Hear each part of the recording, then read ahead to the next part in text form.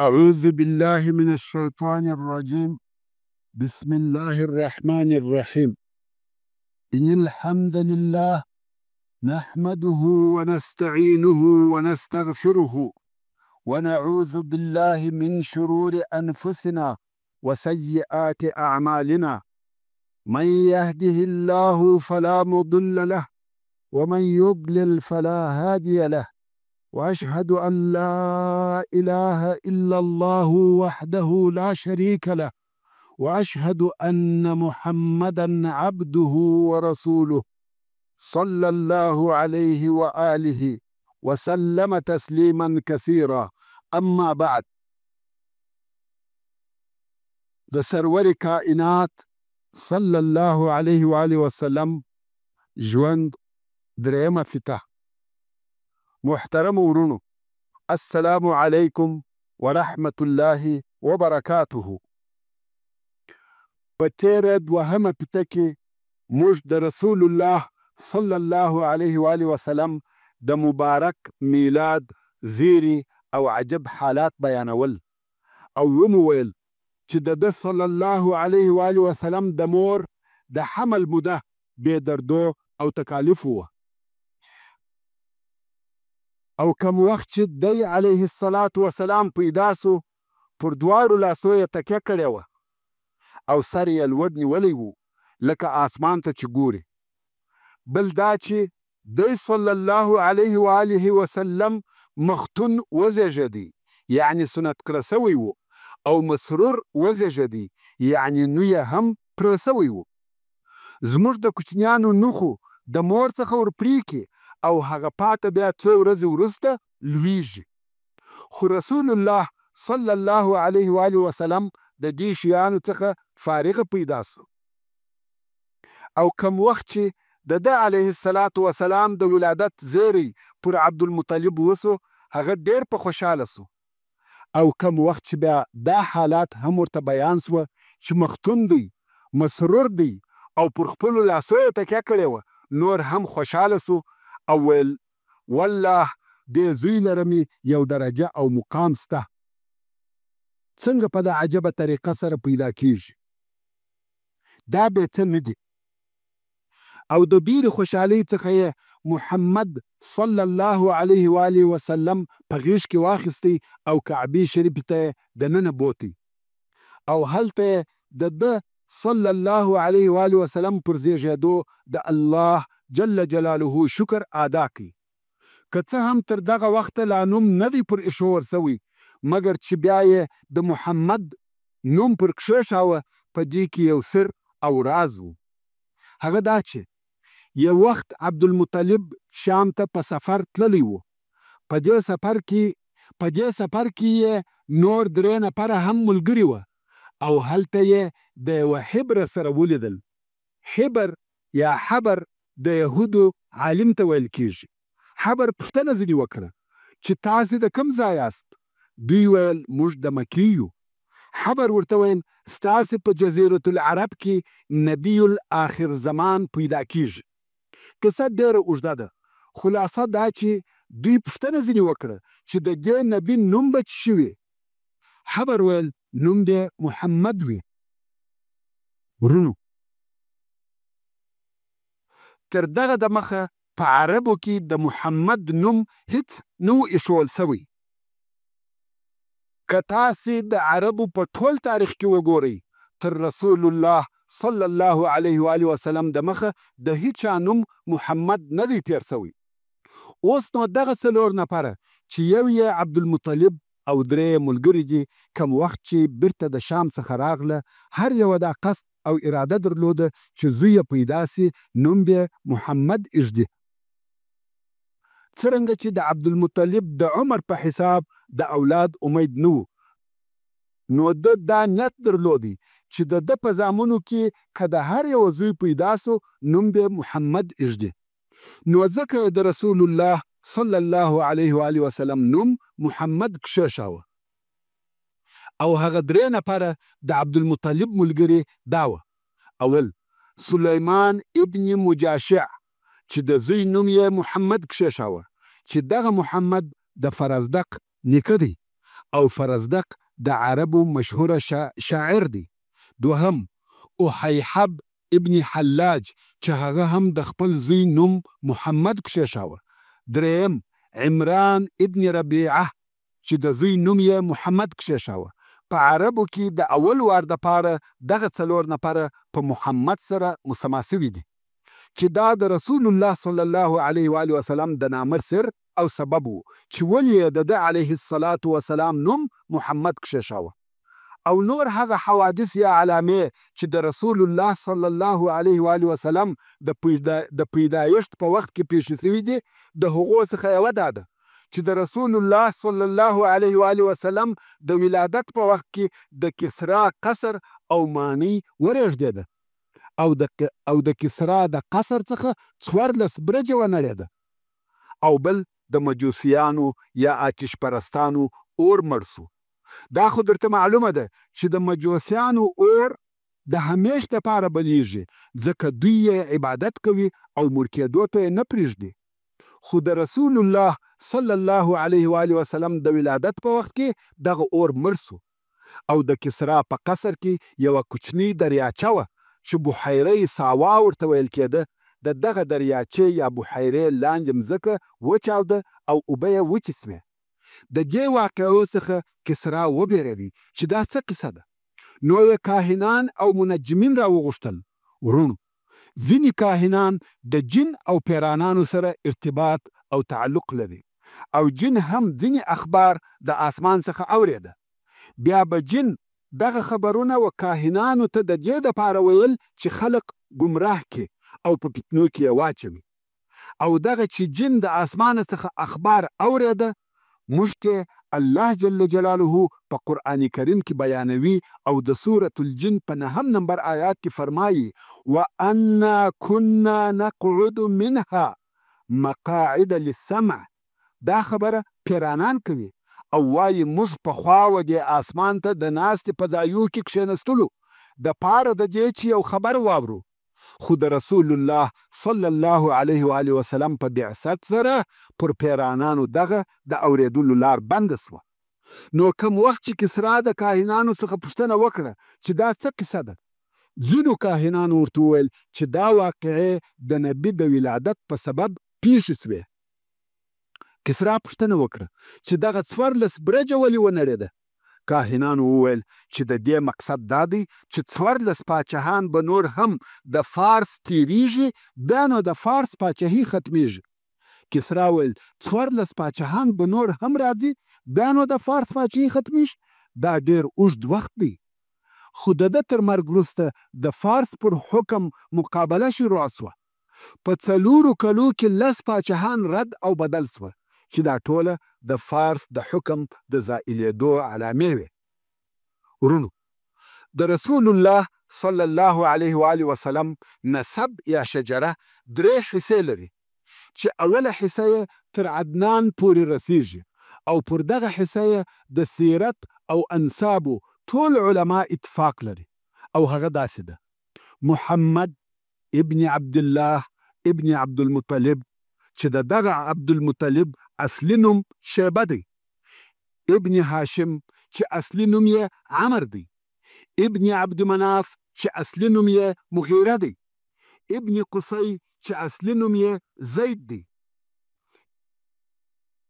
کلاب ابن مره ابن کعب ابن لؤی ابن غالب ابن فهر. او دغه فهر هغه څوک دی چې قریش یې لقب او د قریشو د قبیلې نسبت هم وده ته کیږي. اوس نو فهر ابن مالک ابن نظر ابن کنانه ابن خزیمه ابن مدرکه ابن الیاس ابن مضر ابن نزار ابن معد ابن عدنان. او د رسول الله صلی الله علیه و آله وسلم د نسب 2مه حصه کم چې تر عدنان لوړ دي او بیا تر ابراهیم علیه السلام پورې رسیږي، په هغه کې اختلاف سته. څوک یې قبلوي او تاییدوي او څوک څه نه پکښې وایي، چپ پاته دي. خو په دې کې شک نسته چې عدنان د ابراهیم علیه السلام د اولادې څخه دی، او هغه نسب داسې دی: عدنان ابن عد ابن همیسع ابن سلامان ابن عوص ابن بوز ابن قموال ابن أبي ابن عوام ابن ناشد ابن حذاء ابن بلداس ابن يدلاف ابن طابخ ابن جاحم ابن ناحش ابن ماخي ابن عيض ابن عبقر ابن عبيد ابن الدعاء ابن حمدان ابن سنبر ابن يثربي ابن يحزن ابن يلحن ابن أرعوي ابن عيض ابن ديشان ابن عيصر ابن أفناد ابن أيهام ابن مقصر ابن ناحس ابن زارح ابن سمي ابن مزي ابن عوضة ابن عرام ابن قيدار ابن إسماعيل ابن إبراهيم عليه السلام. او د رسول الله صلی الله علیه و آله وسلم د نسب درېیمه حصه چې د ابراهیم علیه السلام څخه لوړ بیا تر آدم علیه السلام پورې رسیږي، او دا هغه حصه ده چې بې له شکه ځینې غیر صحیح شیان پکښې داخل سوي دي، او هغه داسې ده: ابراهیم علیه السلام ابن تاریح چې نوم یې آزر دی، ابن ناحور ابن ساروع ابن راعو ابن فالخ ابن عامر ابن شالخ ابن أرفخشد ابن سام ابن نوح عليه السلام ابن لامك ابن متوشلخ ابن أخنوخ ویل کیږي. ابن أخنوخ ویل کیږي چې دغه أخنوخ ادریس علیه السلام دی. دا نو ادریس ابن یرد ابن مهلائیل ابن قینان ابن آنوشا ابن شیس ابن آدم علیه السلام. دا خو د رسول الله صلی الله علیه و آله وسلم شجره یا د نسب بیان سو. اوس به د رسول الله صلی الله علیه و آله وسلم د تی رودلو تربیه او لویدو په باره کې یو څه معلومات درته بیان سي. هغه داسې: کم وخت چې به د قریشو نر اولاد پیدا سو، هغه به په مکه مکرمه کې نه لویاوه، او د دې کار هم څو سبب و. یو سبب دا و چې مکې مکرمې ته د هر ځای څخه خلق راتله، او ځینې خلق به د ډېرې مودې دپاره په مکه مکرمه کې پاته کېده، لکه دا اوس چې هم دغسې ده.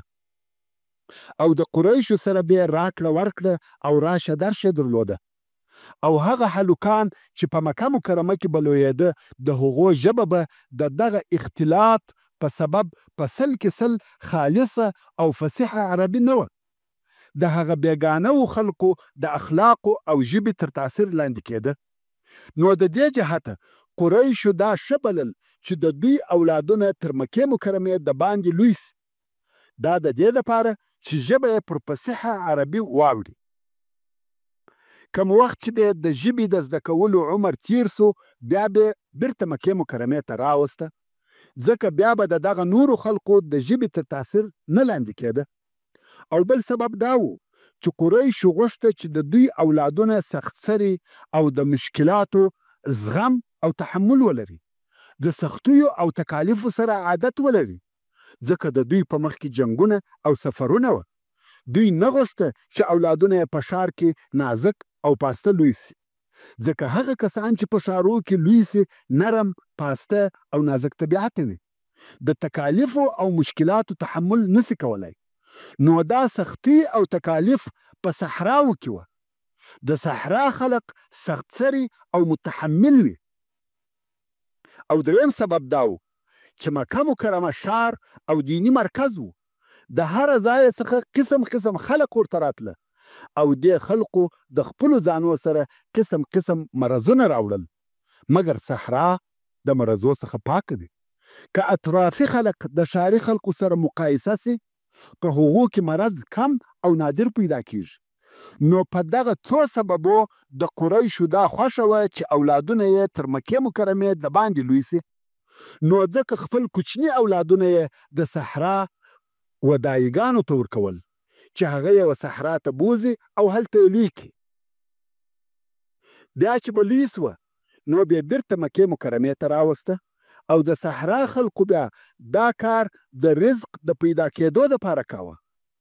خدایګانو پر دې کار تنخواه او معلومه مزدوري نه اخیسته. دا یې عیب باله چې د شیدو قیمت واخلي. د کوچني د اخیستلو په وخت کې پر کم مبلغ تنخواه یا د شیدو پر بدل هیڅ اتفاق نه کېدی. خو بیا څه موده ترمنځ او په آخر کې د کوچني د مور او پلار د طرفه ودایي ته هدیې او سوغاتونه ورکول کېده چې په هغه هدیو به دایګانو خپله ګزاره کول او دغه د صحرا دایګانې به څه موده ترمنځ و مکې مکرمې ته راتلې او هغه نوي پیدا سوي کوچنیان به ورسره بیول په دغه وخت کې چې رسول الله صلی الله علیه و آله وسلم و دنیا ته تشریف راوړي د بني سعد څخه دایګانې راغلې چې په مکه مکرمه کې نوي پیدا سوي کوچنیان ورسره بوځي د دوی په جمله کې یوه ښځه یا دایي وه چې نوم یې حلیمه و او د میړه نوم یې حارث و نو دایګانې راغلې چې د تی کوچنیان واخلي او بویسي د بني سعد قبیله ټوله غریبان وه خاصتا په دغه کال چې بارانونه هم نه وه او وچکالي وه په دوی کې بیا حلیمه ډېره غریبه وه حلیمې خپل کوچنی د تی زوی هم درلودی او په قریشو کې ګرځي چې یو بل کوچنی هم پیدا کړي او د دغه خپل زوی سره تی ورکړي خو حلیمه په خپله وایي چې د ډېرې لوږې او غریبۍ په سبب مې دونه شیدې نه درلودې چې دغه خپل زوی په موړ کم نو څنګه به دا بل کوچنی ورسره مړوم مګر احتیاج او غریبۍ و دې کار ته مجبوره کړم نو حلیمه چې د خپلې قبیلې څخه راتله پر یوه خره باندې سپره وه چې دا خره په خپله هم ډېره ډنګره او ضعیفه وه د ضعف په سبب به پر لارې تر ټوله قافلې وروسته رهي وه او نورو ښځو به نارې پر وهلې چې حلیمې ژر څه ودې ځنډولو او حلیمې چې به هر څه کوښښ وکړي چې خره یې چابکه سي هغه نه سوای تلای خیر په ډېر تکلیف یې ځان و مکې مکرمې ته ورساوه اوس نو په مکه مکرمه کې دایګانې کور په کور په کوچنیانو پسې ګرځي او هره دایي چې د رسول الله صلی الله علیه و آله وسلم مور آمینې ته راسي او په دې پوه سي چې هلک یتیم دی په پټه خوله یې پرېږدي دا ځکه چې دایګانو په اول کې د تنخوا یا مزدورۍ خبرې نه کولې او امید به ټوله و هغه هدیو او سوغاتو ته و چې په وروسته کې ورکول کېده نو چې پوه به سوې چې هلک یتیم دی پلار نه لري نو ویل مور بیا موږ ته څه هدیه راکړي نو بیا په پټه خوله هلک پرېښاوه د کوره به ووتې دایګانو داسې فکر کاوه چې نیکه دونه غمخور نه دی لکه پلار او مور دونه عاید نه لري نو موږ ته څه نسي راکولی نو ټولو دایګانو محمد صلی الله علیه و آله وسلم پرېښاوه راسئ چې دغه قصه په خپله و حلیمې ته پرېږدو چې دا بیا په تفصیل سره راته بیان کړي حلیمه السعدیه وایي زه د خپل وطن څخه د خپل میړه او کوچني د تی د زوی سره د بني سعد د ښځو په ملګرتیا راووتم چې موږ ټولو د تی کوچنیان غوښته او دا داسې وچکال و چې موږ ته د خوړلو دپاره هیڅ شی نه و راپاته زه پر یوې خرې سپره وم او زموږ سره یوه زړه اوښه د لوشلو دپاره راسره وه چې د دې شیدې به زموږ او زموږ د کوچني دپاره غذا وې خو هغې هم په والله د لوږې یو څاڅکی شیدې نه کولې او موږ ټوله شپه د خپل کوچني د ژړا د لاسه خوب نه سوای کولی چې د لوږې بیا ژړل نه زما په کې څه وه چې دی په موړ سي او نه زموږ اوښې شیدې کولې چې واده ته یې ورکړو او موږ ټوله د باران په امید وو چې بارانونه وسي او کال آباد سي خیر زه پر دغه خپله خره راووتم چې د خپلو ټولو ملګرو دپاره تکلیف او دردسر وم ځکه زما خره ډنګره او د ضعف د لاسه پر لارې نه سوای تلای د ملګرو به مې دغه نارې وې چې حلیمې ژر څه او ژر څه خیر مکې مکرمې ته راورسېدو او موږ ټوله په کورو کې په کوچنیانو پسې ګرځو په موږ ټولو کې داسې ښځه نه وه چې و هغې ته دې د محمد صلی الله علیه و آله وسلم د اخیستلو نه وي ویل سوي خو چې دا به یې ورته وویل چې یتیم دی هر یوې پرېښاوه ځکه موږ د کوچني د پلار څخه د هدیو او تحفو امید درلودی خو کوم وخت چې به دا راته وویل سوی چې هلک یتیم دی نو موږ به ویل چې مور او نیکه بیا څه راکړي نو موږ ټولو په دغه سبب نه اخیستی په آخر کې په موږ ټولو کې یوه ښځه هم نه سوه پاته چې یو کوچنی دې پیدا نه کړي بې له ما څخه. اوس چې موږ بیرته تر مکې مکرمې د باندې خپل د اړولو ځای ته راغلو او و بني سعد ته مو د تلو اراده سوه، نو ما و خپل خاوند ته وویل په والله زما دا نه ده خوښه چې زما ټولو ملګرو ښځو دې کوچنیان پیدا کړي وي او زه دې بې کوچني ولاړه سم. زه و هغه یتیم کوچني ته ورځم او هغه اخلم. میړه مې ویل ښه دی ورسه وایه اخله، شاید چې دغه یتیم زموږ دپاره د برکت سبب سي. نو وایي ورغلم او محمد صلی الله علیه و آله وسلم مې راواخیستی او د ده د اخیستلو بل هیڅ سبب نه و بې له دې څخه چې ما بل کوچنی نه کړي پیدا. کم وخت چې مې دی صلی الله علیه و آله وسلم راواخیستی او خپل ځای ته راغلم او تیته مې ور واچاوه چې مې زما د خوښې سره سم شیدې پوره ایله کړې. ده تر هغو رودلې چې مړېدی او د ده ورور چې زما زوی و هغه هم تر مړېدو ورودلې او بیا دواړه بیده سوه. حال دا چې زموږ کوچنی تر دغه د مخه د لوږې نه سوی بیدېدلی او بیا مې میړه و هغه زړې اوښې ته ور ولاړ سو چې ویل وشي. د اوښې څخه یې دونه شیدې ولوشلې چې ما او ده تر مړېدو وڅښلې. دا شپه ښه په خیر راباندې تېره سوه. حلیمه وایي په سهار کې زما ملګرو ښځو راته ویل یا حلیمه په والله مبارک او د برکته ډک کوچنی دې اخیستی دی. ما ویل زما هم دغه امید دی. حلیمه وایي په دغه سهار زه پر هغه خپلې خرې سپره سوم، محمد مې هم را سره واخیستی او د خپل کلي پر طرف رهي سو. په والله خره مې زما تر ملګرو دونه د مخه سوه چې د هغو خره نه سوای پسې رسېدلی، تر څو چې ملګرو مې راته ویل یا حلیمه یو څه صبر وکړه، آیا دا ستا هغه خره نه ده چې د هاخوا پر راغلې؟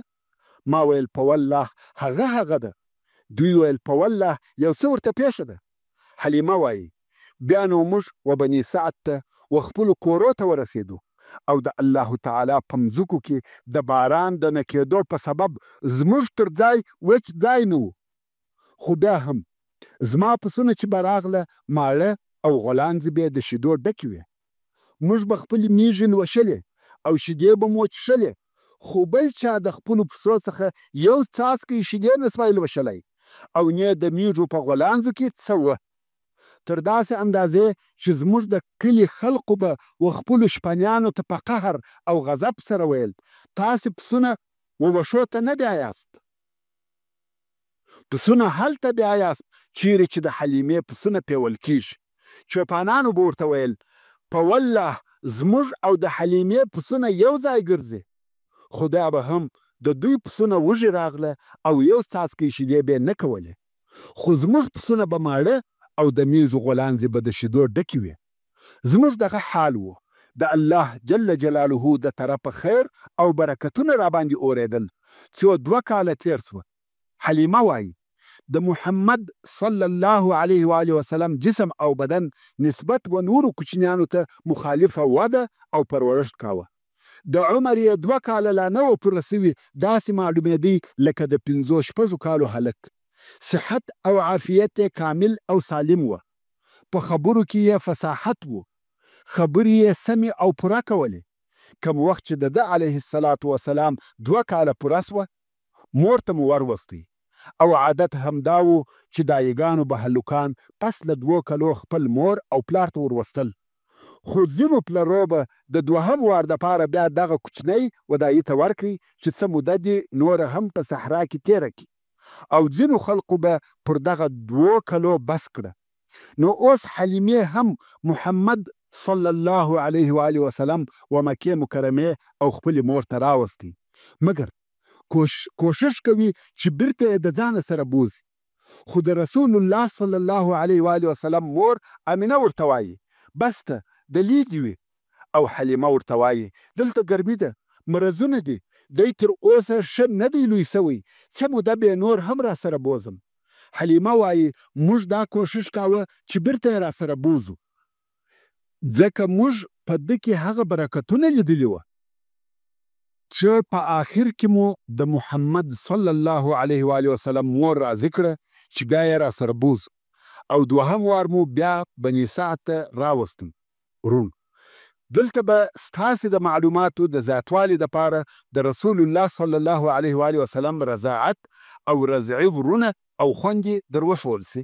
اول هغه څوک چې رسول الله صلی الله علیه و آله وسلم ته یې پس له د ده د مور څخه تی ورکړی دی هغه سویبه ده چې د ابولهب ازاده سوې مینځه وه چې هغې د خپل زوی سره چې مسروح نومېدی تی ورکړي او دغې سویبې تر رسول الله صلی الله علیه و آله وسلم د مخه و حمزه رضی الله تعالی عنه ته هم تی ورکړی و چې په دې حساب سره حمزه رضی الله تعالی عنه چې د رسول الله صلی الله علیه و آله وسلم اکاو او رضعي ورور یې هم سو. او دغه سویبې په وروسته کې و ابو سلمه رضی الله تعالی عنه ته هم تی ورکړی دی.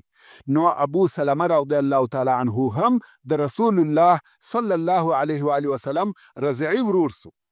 او د رسول الله صلی الله علیه و آله وسلم هغه رضعي ورونه یا خویندې چې د حلیمې او حارث اولادونه وه داسې دي: عبدالله ابن حارث، انیسه بنت حارث یا انیسه بنت حارث، حذافه بنت حارث چې په شیما سره مشهوره ده. او دغه حلیمه د ابو سفیان ابن حارث ابن عبدالمطلب دایي هم وه چې ابو سفیان ابن حارث د رسول الله صلی الله علیه و آله وسلم د اکا زوی و او رضعي ورور یې هم سو. همدارنګه حلیمه السعدیه و حمزه رضی الله تعالی عنه ته هم تی ورکړی دی چې حمزه رضی الله تعالی عنه د رسول الله صلی الله علیه و آله وسلم د دوو طرفو رضعي ورور سو، یو د سویبه د طرفه او بل د حلیمه السعدیه د طرفه.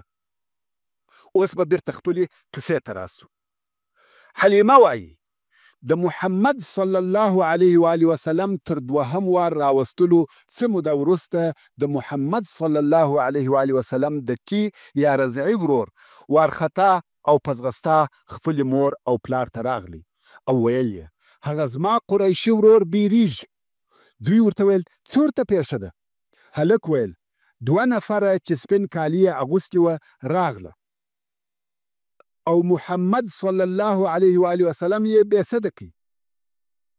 حلیمه او حارث د دې خبر په اورېدلو ډېر وبېرېدل او د محمد صلی الله علیه و آله وسلم و طرف ته په تلوار ورغله. که ګوري د محمد صلی الله علیه و آله وسلم د مخ رنګ بل قسم اوښتی دی. دوی ورته ویل څه درته پیښه ده؟ محمد صلی الله علیه و آله وسلم ویل 2 نفره چې سپین کالي یې اغوستي وه راغله، زه یې ووهلم او پر ځمکه ولوېدم، بیا یې زما ځیګر راڅیرې کړي او زما زړه یې راویستی. ورونو، د رسول الله صلی الله علیه و آله وسلم څخه په صحیح حدیث کې هغه چې امام مسلم یې روایتوي د انس رضی الله تعالی عنه څخه روایت دی، وایي چې رسول الله صلی الله علیه و آله وسلم د کوچنیانو سره لوبې کولې چې جبریل علیه السلام ورته راغلی. دی علیه الصلاة وسلام یې واخیستی او بېسده یې کړي او د ده علیه الصلاة وسلام سینه یې ورڅیرې کړه او زړه یې راویستی او د هغه څخه یې یوه ټوټه ایسته کړه. ویل دا ستا څخه د شیطان برخه ده. بیا یې دغه زما زړه د سرو زرو په تشت کې د زمزم په اوبو پلیولی او بیا یې بیرته د ده علیه الصلاة وسلام زړه په هغه خپل ځای کې کښېښاوه او سینه یې ور وګنډل. او کوچنیان د ده علیه الصلاة وسلام و مور یعنی دایي ته په ځغستا ورغله چې محمد صلی الله علیه و آله وسلم ووژل سو. دوی ژر هلته ورغله، ویې لیده چې د ده علیه الصلاة وسلام د رنګ بڼه اوښتې ده چې د حدیث شریف لفظ داسې دی: عن انس ان رسول الله صلى الله عليه وآله وسلم أتاه جبريل وهو يلعب مع الغلمان فأخذه وصرعه فشق عن قلبه فاستخرج القلب فاستخرج منه علقة فقال هذا حظ الشيطان منك، ثم غسله في قسط من ذهب بماء زمزم ثم لامه ثم أعاده إلى مكانه. وجاء الغلمان يسعون إلى أمه يعني ظئره فقالوا إن محمدا قد قتل، فاستقبلوه وهو منتقع اللون رواه مسلم. دلته د دې واقعې په لیدلو حلیمه ډېره وبېرېده او خپل میړه حارث ته وویل شاید دغه نفر د پیرانانو څخه وي. موږ باید دغه هلک د مخه تر دې چې څه ورته پېښه سي خپلې مور ته ورولو. نو یې محمد صلی الله علیه و آله وسلم مکې مکرمې او خپلې مور ته وروستی. ویل دا دی ستا زوی مو جوړ روغ صحي او سالم درته راوستی. د ده علیه الصلاة وسلام مور په تعجب کې سوه. ویل سبب څه دی چې راموستی؟ تاسې خو په هغه بل وار ډېر کوښښ کاوه چې درسره بویځئ او اوس مو پخپله راوستی؟ حلیمې ویل نه ویل کېږي، د دنیا شی او بدې دي، سبا به یو تکلیف ورته پېښ سي او ته به موږ ملامتوې، خو اوس مو صحي سالم راوستی. آمینې ویل یا یو سبب سته او حال به راته وایاست. خو حلیمه آخر مجبوره سوه او د هغه نفرو قصه یې ورته وکړه. آمینې ویل تاسې پر ده د جن څخه وبېرېدلاست؟ دوی ویل هو. آمینې ویل یا هیڅکله وده ته جن نسي ورسېدلی، ځکه ما د ده د ولادت په وخت کې خوب ولیدی چې یو څوک راته وایي ووایه اعیذک بالله الواحد من شر کل حاسد. قسم دی چې وده ته جن او شیطان نسي ورسېدلی. خیر، حلیمه بیرته و بني سعد ته ولاړه او محمد صلی الله علیه و آله وسلم د خپلې مور سره پاته سو. کم وخت چې د محمد صلی الله علیه و آله وسلم عمر و 6 کلو ته ورسېدی، د رسول الله صلی الله علیه و آله وسلم مور د خپل وفات سوي میړه سره د وفا په سبب دا خوښه وبلل چې د هغه د قبر زیارت چې په یثرب کې وکړي. نو د مکې مکرمې څخه رهي سوه او 500 کیلومتره لار یې مزل وکړي څو و یثرب ته ورسېده او د دې سره په دې سفر کې د دې کوچنی زوی محمد صلی الله علیه و آله وسلم او د دې خادمه ام ایمن او د دې خسر عبدالمطلب ملګري وو. یوه میاشت یې په مدینه منوره کې تېره کړه. د هاخوا چې بیرته مکې مکرمې ته راتله د لارې په شروع کې مریضه سوه او په ابوا کې وفات سوه. ابوا د مکې مکرمې او مدینې منورې په مابین کې د یو ځای نوم دی او په دغه وخت کې د رسول الله صلی الله علیه و آله وسلم عمر 6 کاله و او د عبدالمطلب سره بې له موره مکې مکرمې ته راغله. اوس نو محمد صلی الله علیه و آله وسلم د مور او پلار د دواړو د طرفه څخه یتیم سو. تربیه او روزنه یې د ده نیکه عبدالمطلب پر غاړه واخیسته. دلته نو د رسول الله صلی الله علیه و آله وسلم په ژوند کې نوې مرحله شروع سوه. سبحان الله، تاسې یو څه فکر وکړئ، د دغه کارو څخه الهي مقصدونه وه، الهي حکمتونه پکښې کې وه. تر ولادت د مخه پلار وفات سو، عمر یې 6 کاله دی، مور یې وفات سوه او اوس د نیکه په کور کې تربیه کیږي. محترم ورونو، په دغه بحثو کې مو دا وویل چې عربو د مخه تر اسلام د جاهلیت په وختو کې څونه ناوړه کارونه کول، حتی ژوندي انسانان یې ښخول. او بیا مو د رسول الله صلی الله علیه و آله وسلم معزز او مشرفه نسب درته بیان کړي چې د شریف او محترم نسب خاوند وو، ځکه چې د الله جل جلاله اراده هم داسې وه چې د ده علیه الصلاة وسلام نسب باید شریف او لوړ وي.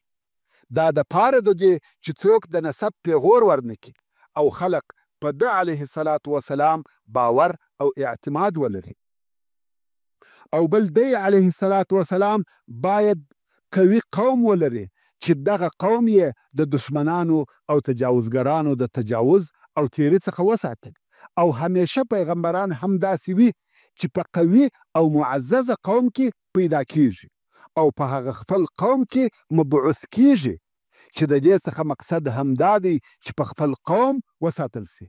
لکه څرنګه چې الله عز وجل د سورة هود په 1 نمبر آیات کې فرمایي ولولا رهتک لرجمناک، چې دا د شعیب علیه السلام قوم او شعیب علیه السلام ته وایي که چیرې ستا قوم نه وای موږ به ته رجم کړی وای، یعنې د ډبرو په ویشتلو به مو وژلی وای. نو که یو پیغمبر د یو عادي نسب څخه وي یا قوم ونه لري، د هغه نبي ازارول د خلقو دپاره ډېر اسانه وي.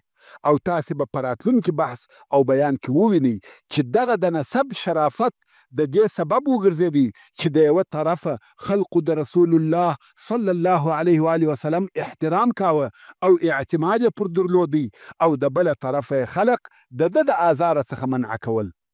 او بیا مو د رسول الله صلی الله علیه و آله وسلم د ولادت بیان درته وکړي چې کومې معجزې او کرامتونه د ده علیه الصلاة وسلام د ولادت سره یو ځای وه. دا هم د دې دپاره چې و خلقو ته د ده علیه الصلاة وسلام د راتګ زیري ور معلوم سي. که څه هم د ده علیه الصلاة وسلام د راتګ علامې په پخواني آسماني کتابو کې ډېرې وې، خو سربیره پر هغه حوادث چې د ده علیه الصلاة وسلام د ولادت سره یو ځای پیښ شوه، په دې ټولو کې د خاتم النبیین صلی الله علیه و آله وسلم د راتګ اشارې وې. او بیا مو د ده صلی الله علیه و آله وسلم د یتیم کېدو حال بیان کړي. د مخه تر دې چې و دنیا ته تشریف راوړي د پلار د طرفه یتیم سو، او کم وخت چې عمر 6 کلو ته ورسېدی د مور د طرفه هم یتیم سو. دا ټوله د الله جل جلاله اراده وه. علماء کرام د ده علیه الصلاة وسلام د یتیم کېدو دپاره ډېر سببونه بیانوي، چې یو د هغو څخه دا دی چې په ده صلی الله علیه و آله وسلم کې رحمت، شفقت او مهرباني پیدا سي. ولې؟ که څوک د یتیموالي په حالت کې په خپله ژوند وکړي، هغه داسې نه وي لکه اورېدلي چې وي. په عربي کې مثال دی، وایي لیس الخبر کالمعاینه. اورېدل داسې نه دي لکه لیدل. شنیده کی بود مانند دیده. دا چې یو سړی د یتیم پر سر لاس تیر کړي، دا چې یو سړی د یتیم پر سر لاس تیر کړي یا د یتیم سره کومک وکړي، هغه داسې نه دی لکه خپل ژوند چې په یتیمواله پر تیر سوی وي. د دې دوو په مابین کې ډېر زیات فرق دی. نو الله جل جلاله په دغه یتیمواله سره دی علیه الصلاة وسلام رحیم او مهربانه تربیه کوي، لکه څرنګه چې په حدیث شریف کې رسول الله صلی الله علیه و آله وسلم فرمایي ادبني ربي فاحسن تعدیبي، یعنی زما رب ادب او تربیه راکړه او په ښه ادب سره مؤدبه کړم. نو تربیه یې الهي وه، او الله جل جلاله ښه ادب او ښه اخلاق ورکړه. او د ده علیه الصلاة وسلام د ژوند دغه حالات تصادفي او د ژوند پیښې نه دي، بلکې د دې شیانو د پیښېدو تر شا لوی مقصدونه وه. علماء کرام د ده علیه الصلاة وسلام د یتیموالي نور سببونه هم وایي، خو زه د بحث د اوږدوالي د بیرې د هغو تر بیانولو تیریږم. او دا بیان مو هم درته وکړي چې رسول الله صلی الله علیه و آله وسلم په صحرا کې تربیه سو، او د صحرا د تربیې فایدې مو هم بیان کړې چې اول صحت او عافیت دی، او بل د مشکلاتو تحمل دی. رسول الله صلی الله علیه و آله وسلم په ناز او نعمتو کې نه دی لوی سوی. دا د دې دپاره چې د سختیو او مشکلاتو د زغملو قدرت ولري. که تاسې د رسول الله صلی الله علیه و آله وسلم وراتلونکي ژوند او حالاتو ته وګورئ، وبه وینئ چې د ده صلی الله علیه و آله وسلم ټول عمر په جهاد، عبادت، تکالیفو او آزارو تیر سوی دی. او بل د صحرا د ژوند څخه د ژبې فصاحت او بلاغت حاصلیږي. د ساري خلقو ژبه ګډوډه وي، او رسول الله صلی الله علیه و آله وسلم فصیح ترین د خلقو، چې دا هم د بني سعد د ژوند په سبب و. ځکه رسول الله صلی الله علیه و آله وسلم په خپله فرمایي کم وخت چې ابوبکر صدیق رضی الله تعالی عنه و رسول الله صلی الله علیه و آله وسلم ته وویل یا رسول الله ما تر تا فصیح نه دی لیدلی، رسول الله صلی الله علیه و آله وسلم وفرمایل څنګه به داسې نه وي یا ابابکر، زه د قریشو څخه یم او په بني سعد کې تربیه سوی یم. ورونو، اول قریش په خپله فصیح وه، او بل بني سعد هم په فصاحت کې شهرت درلودی. ورونو، د رسول الله صلی الله علیه و آله وسلم غریب او مسکین لوی سو، مال یې نه درلودی، هو محمد صلی الله علیه و آله وسلم په نسب مشرفه او معزز دی، خو د مال خاوند نه او د دې سبب چې د کورنۍ مال نه درلودی دا و چې د عبدالمطلب کورنۍ د حاجانو د خوړو او څښلو مسؤله وه. یعنی د حاجانو دغه مصارف چې رفاده او سقایه ورته ویل کېده د دوی پر غاړه و. نو ځکه زیات مال نه ورسره پاته کېدی. د سخا او ډوډۍ ورکولو په سبب د دوی سره هیڅ مال نه و او سخیان همیشه غریبان وي. یو مثال یې حاتم طائي دی چې په عربو کې ډېر مشهوره سخي و، خو دی د سخا په واسطه ډېر غریب و، ځکه په لاس کې شی نه پاته کېدی. د عبدالمطلب هم دغه حال و، د سخا او ورکړې په سبب یې څه نه درلوده. نو محمد صلی الله علیه و آله وسلم ولې غریب او مسکین لوی سو؟ په دې کې هم الهي مقصدونه وه چې یو د هغو مقصدو څخه دا و چې د مسکین او محتاج په حال خبر وي. ژوند یې د غنیانو او مالدارانو نه و چې د فقراو د حال څخه بې خبره وي. هو غني به د خپل مال څخه یو غریب ته یو څه ورکړي، خو بیا هم د ده ژوند هوسا او اسوده وي. نو د غریبانو هغه حقیقي درد او احتیاج نه ور معلومیږي. نو ځکه الله جل جلاله دی صلی الله علیه و آله وسلم د کوچنیوالي څخه په یتیموالي او غریبۍ اخته کوي. الهي حکمتونه دي الله جل جلاله خپل رسول د رسالت د لوی بار واخیستلو ته آماده کوي. تاسې راسئ چې دلته یوه کوچنۍ قصه هم درته بیان کړم. وایي یو وخت یو سړی چې فقیر سړی و د رسول الله صلی الله علیه و آله وسلم و مجلس ته ورغلی. په دغه وخت کې د رسول الله صلی الله علیه و آله وسلم و بغل ته یا و څنګ ته یو بل غني سړی ناست و. دغه فقیر راغلی د دغه غني و بغل ته کښېنستی. په دغه وخت کې چې دا فقیر کښېنستی دا غني خپل کالي یو نوکي سره ورټول کړه. رسول الله صلی الله علیه و آله وسلم پوښتنه ځینې وکړه. د غني څخه یې پوښتنه وکړه، ویل آیا دا کالي دې په دې سبب راټول کړه چې د ده فقر و تا ته درد نسي؟ او که دې په دې سبب راټول کړه چې ستا غنا و ده ته ورنسي؟ د سړي څخه غلط کار پېښ شوی و، خطا ځینې پېښه شوې وه. نو د دغه خطا د کفارې دپاره یې و رسول الله صلی الله علیه و آله وسلم ته وویل یا رسول الله زما نیم مال یې د ده، هر څه چې لرم د هغه ټولو نیمه یې د ده. رسول الله صلی الله علیه و آله وسلم د هغه غریب څخه د هغه فقیر څخه پوښتنه وکړه، ول ایا قبول دې دی؟ هغه ویل یا. ول بیریږم چې د دغه مال سره یې دغه غرور هم راته رانسي. ورونو ښه متوجه سئ، د دغه کیسې په ماهیت کې فکر وکړئ. نن ورځ اغنیا په غرور کې ډوب دي، د غریبانو څخه ځانونه ګوښه کوي. حال دا چې غرور د انسان سره نه ښایي. غرور و چې شیطان یې د همیش دپاره د الله جل جلاله د درباره څخه وشړي. غرور د ځانه څخه ایسته کوي. یو څوک به وایي چې ما غرور نه دی کړی، خو بدبختانه چې زه په خپلو اشنایانو، په خپلو رفیقانو، په خپلو دوستانو کې غرور وینم. صرف دا غرور یې په دغه دی چې یو څه پیسې لري. که دغه مال او پیسې ځینې ایسته کړې بیا خوار او ذلیله انسان دی. دغه پیسو غرور ورته راوستلی دی. غرور ایسته کوي. غرور ډېر بد شی دی. د غرور په وخت کې توبه نه قبلیږي. مغروره سړی و توبې ته رجوع نه کوي. او توبه دا ده چې تا د دغه سړي په مقابل کې غرور کړی دی، د هغه څخه به بخښنه غواړې چې هغه دې ونه بخښي، ستا توبه نه قبلیږي. خیر، کوم وخت چې د رسول الله صلی الله علیه و آله وسلم مور وفات سوه، د ده علیه الصلاة وسلام تربیه د ده نیکه عبدالمطلب پر غاړه واخیسته، او دا چې د ده صلی الله علیه و آله وسلم تربیه د عبدالمطلب پر لاس وه، په دې کې هم لوی حکمت و. هغه دا چې عبدالمطلب د قریشو سردار او د مکې مکرمې رئیس دی.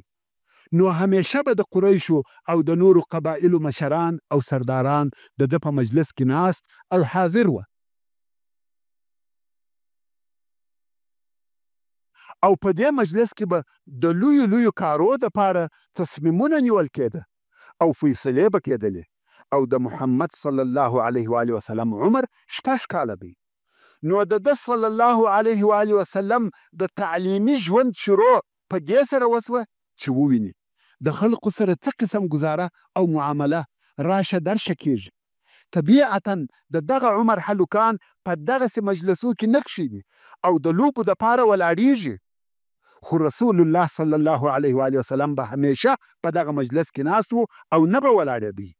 دا د الله جل جلاله اراده وه چې محمد صلی الله علیه و آله وسلم پوه سي چې د خلقو سره باید څنګه ژوند وسي، نه یوازې د غریبانو او صحرایي عربو سره بلکې د سردارانو او د قومو د مشرانو سره.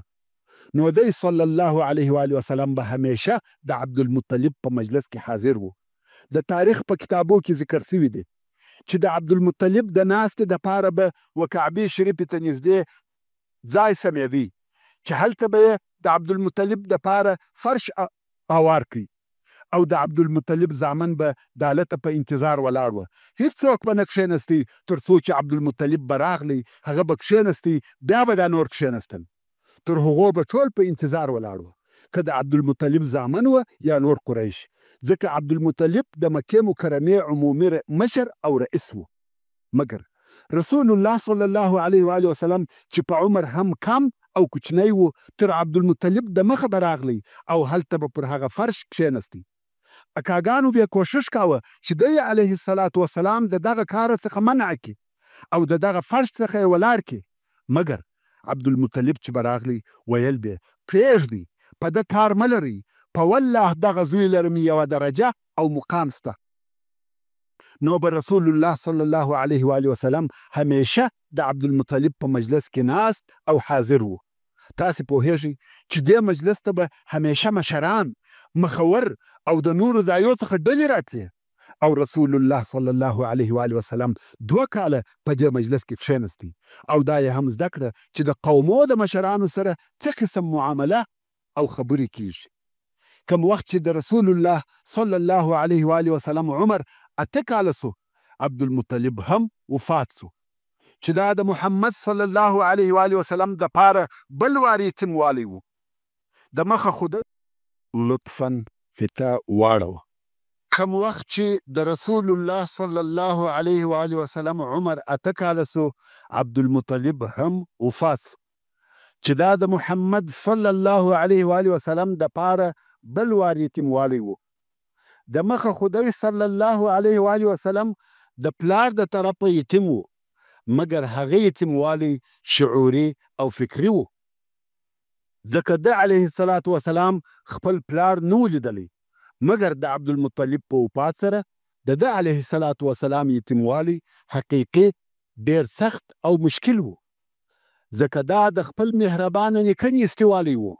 هغه نیکه چې د کعبې شریفې د دیواله سره به ناست و او د ده علیه الصلاة وسلام سره بیا شفقت او مهرباني کول، ناز به ورکاوه او د علیه الصلاة وسلام د نیکه په وجود کې د پلار نه درلودل نه حسول. هغه نیکه وفات سو چې د ده علیه الصلاة وسلام پلار و او دا یتیموالی د علیه الصلاة وسلام په سترګو ولیدی. نو دا یتیم کېده تر هغه اول یتیموالی ډېر سخت و.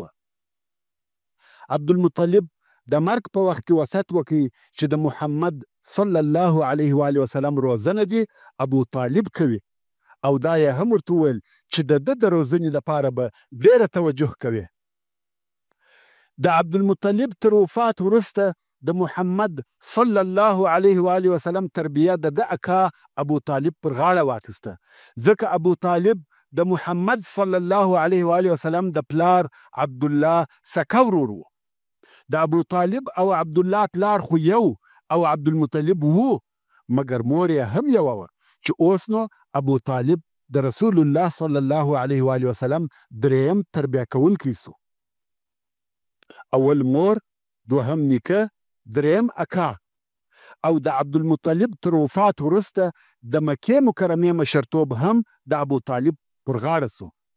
مګر ابو طالب تر عبدالمطلب ډېر غریب و، نو به د ابو طالب اولادو د خپل پلار سره د خرڅ او مصرف په پیدا کولو کې کومک کاوه. کوم وخت چې محمد صلی الله علیه و آله وسلم ولیده چې ابو طالب غریب دی، حتی د خپلو اولادو نفقه نسي پیدا کولی، نو ده علیه الصلاة وسلام هم په کار شروع وکړه چې هغه د پسو چوپاني وه. او دا معلومه خبره ده چې چوپاني تر ښار د باندې وي. نو رسول الله صلی الله علیه و آله وسلم به د شپې او ورځې تر مکې مکرمې د باندې پاته کېدی، چې په دغه چوپاني کې د یوه طرفه هغه د صحرا ژوند شروع سو، چې د هغه فایدې مو د مخه درته بیان کړي دي. او د بله طرفه په خپله چوپاني هم ډېرې فایدې لري چې علمای کرام یې داسې بیانوي. اول، پر حیواناتو مهرباني، چې دا خوی په رسول الله صلی الله علیه و آله وسلم کې موجود و. رسول الله صلی الله علیه و آله وسلم یوازې دا نه چې پر انسانانو مهربانه و، بلکې حیواناتو هم د ده علیه الصلاة وسلام د رحمت او مهربانۍ څخه حصه حاصله کړې ده، چې دغه رحم په شرعي احکامو کې ډېر واضح او ښکاره دی. مثلا د حیوان د حلالولو دپاره به چاړه تېروي، یو حیوان به د بل حیوان و مخ ته نه حلالېږي، او داسې نور. په چوپاني کې حلم او صبر حاصلېږي. پسونه شاوخوا پاشل کېږي، د هغو د راټولولو او یو ځای کولو طریقه زده کېږي. پسونه باید د دښمن څخه وساتل سي، چې دا ټوله د امت د یو ځای کولو او ساتلو دپاره تجربې وي. او رسول الله صلی الله علیه و آله وسلم دا هم زده کړه چې خپل مصرف په خپل لاس پیدا کړي. تر اوسه خو یې اعتماد د مور یعنی که پر نفقه و، خو اوس یې د خپل لاس په کار کولو او مصرف پیدا کولو شروع وکړه. نو ده علیه الصلاة وسلام د 8 کلنۍ څخه په چوپاني شروع وکړه، او تر هغو یې دا کار کاوه چې عمر یې تقریبا 21 کلو ته ورسېدی. البته په مابین کې د یو څه مودې دپاره به پاته سوی وي. او دغه چوپاني د ده علیه الصلاة وسلام د عمر ډېره موده په بر کې ونیول. رسول الله صلی الله علیه و آله وسلم فرمایي: ما من نبی الا ورع الغنمه، یعنی داسې نبي نسته چې د پسو چوپاني یې نه وي کړې. نو دا وظیفه ټولو انبیاو علیهم السلام پر ځای کړې ده. علمای کرام د چوپاني په پایدو کې یوه هم دا بیانوي او وایي: کم نفر چې په دشت کې د پسو په پیولو مشغول وي، نو دی تنها وي، او تنهایی سړی و چرت او فکر ته پرېږدي. نو په آسمانو، ستورو، لمر او سپوږمۍ کې فکر وهي، دې برابر نظام او الهي قدرتو ته ګوري چې دغه افکار د انسان د روح د صفایي او پاکوالي سبب ګرځي. مګر کم کسان چې په ښارو کې اوسېږي، هغه په تګ او راتګ مشغوله وي، دا ولاړی هغه راغلی، نوي خبرې او حوادث اوري، فکر یې ګډ وډ وي. انسان د الله عز وجل په قدرتو کې و فکر وهلو ته نه فارغه کېږي. نو دا هم د دشت او صحرا فایده وه چې رسول الله صلی الله علیه و آله وسلم یې و فکر کولو ته فارغه کوي. په دغه وخت کې چې رسول الله صلی الله علیه و آله وسلم په چوپاني مشغول و، ابو طالب د تجارت په کار اخته و. کم وخت چې د رسول الله صلی الله علیه و آله وسلم عمر 12 کلو ته ورسېدی، په دغه وخت کې ابو طالب قصد درلودی چې شام ته په تجارت ولاړ سي. قافله تیاره سوه، خو کوم وخت چې ابو طالب د تلو اراده وکړه، رسول الله صلی الله علیه و آله وسلم ورته ټینګ سو چې ما هم در سره بوز. ابو طالب نه غوښته چې محمد علیه الصلاة وسلام یې په دغه سفر کې ملګری وي، مګر رسول الله صلی الله علیه و آله وسلم تر کالو ټینګ کړي او ویل: خامخا به مې در سره بیایه. څرنګه چې محمد صلی الله علیه و آله وسلم پر ابو طالب ډېر ګران و، نو آخر راضي سو او رسول الله صلی الله علیه و آله وسلم یې د ځان ملګری کړي. دا نو تر مکې مکرمې د باندې او شام ته د رسول الله صلی الله علیه و آله وسلم اول سفر و، او په دغه وخت کې د رسول الله صلی الله علیه و آله وسلم عمر 12 کاله و. خیر، قافلې حرکت وکړي. کم وخت چې د شام و حدود ته ورسېده، نو قافلې نږدې و یوه دیر یا صومعې ته واړول. دیر یا صومعه د نصاراو د عبادت وځای ته ویل کېږي، او د دوی راهب هلته په کلو کلو ناست وي، نه راوځي. خواړه او اوبه یې هلته ورته پراته وي، او راهب په عبادت مشغوله وي. د قریشو تجارتي قافلې به همیشه پر دغه لار د دغه صومعې سره تېرېدې، خو نه به قریش دغه صومعې ته ورتله او نه به هغه راهبان ورته راوتل. خو نن چې قافلې نږدې و دغه صومعې ته واړول، د دغه صومعې د راهبانو مشر چې بحیرا ورته ویل کېده، د مخه لا تر صومعې د باندې ولاړ و او د لرې څخه و قافلې ته کتل. خو ډېر عجب او نادره کارونه یې په دغه قافله کې ولیده. ویې لیده چې د قافلې پر سر اوریځ ورسره رهیده. نو بحیرا په تعجب کې سو او پوه سو چې په دې قافله کې یو سر او راز سته. خو کوم وخت چې قافله نږدې و صومعې ته واړول، بحیرا و خپلو ملګرو ته وویل چې نن خواړه ډېر پاخه کړي او یو نفر یې قافلې ته هم ورولېږئ چې ورسه او ورته ووایه تاسې نن زموږ میلمانه یاست او په قافله کې به څوک نه پرېږدئ، ټوله راسئ. د قافلې خلکو هم دا دعوت قبول کړي او ټول ورغله. یوازې محمد صلی الله علیه و آله وسلم یې د قافلې سره پرېښاوه چې د قافلې د سامانو ساتنه وکړي. اوس نو د قافلې ټول نفر ناست دي، خواړه راغله او په خوراک یې شروع وکړه.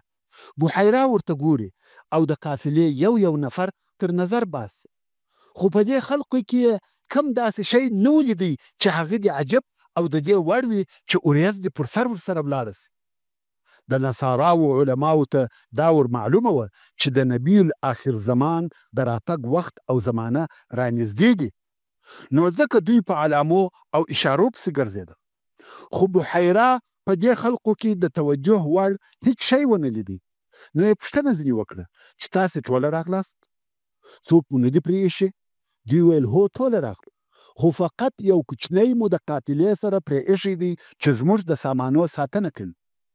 د قافلې د خلقو څخه یو نفر وویل والله موږ بد خلک یو، موږ راغلو خواړه خورو او یتیم مو پرېښاوه. نو یو نفر یې ولېږئ چې ورسه محمد صلی الله علیه و آله وسلم هم راوله. نفر ولاړی او محمد علیه الصلاة وسلام یې د ځانه سره راوستی. خو بحیرا چې په اول وار ولیدی پوه سو چې په دې حالت کې غیر طبیعي شی سته، نو ورته ګوري او فکر پکښې وهي. محمد صلی الله علیه و آله وسلم کښېنستی او خواړه خوري. بحیرا یې مخ ته ناستی او ورته ګوري. بیا نو بحیرا د محمد صلی الله علیه و آله وسلم څخه په پوښتنو شروع وکړه او ویل ستا د پلات او عزا سره قسم دی. ورونو، لات او عزا د مشرکانو دوه بوتان وه او دا قسم هم د مشرکانو و. که څه هم بحیرا ولات او عزا ته عقیده نه درلوده، خو ده لیدل چې دغه قوم یو د بل سره پلات او عزا قسم ورکوي، نو بحیرا هم د دوی پر قسم پلات او عزا سره محمد صلی الله علیه و آله وسلم ته قسم ورکوي او ورته وایي ستا د پلات او عزا سره قسم وي. رسول الله صلی الله علیه و آله وسلم ورته وویل پلات او عزا سره قسم مه راکوه، قسم په الله چې ما هیڅکله د هغو عبادت نه دی کړی او د هیڅ شي څخه مې دونه بد نه راځي لکه د لات او عزا څخه. ورونو، دا دې تاسې ته معلومه وي چې رسول الله صلی الله علیه و آله وسلم د ژوند د شروع څخه هیڅکله د بد عبادت نه دی کړی. که څه هم د ده علیه الصلاة وسلام قوم او کورنۍ ټول بت پرستان وه، خو ده صلی الله علیه و آله وسلم هیڅکله نه و بت ته سجده کړې ده او نه بت مشرف بللی دی چې دا د الله جل جلاله د طرفه څخه ساتنه وه.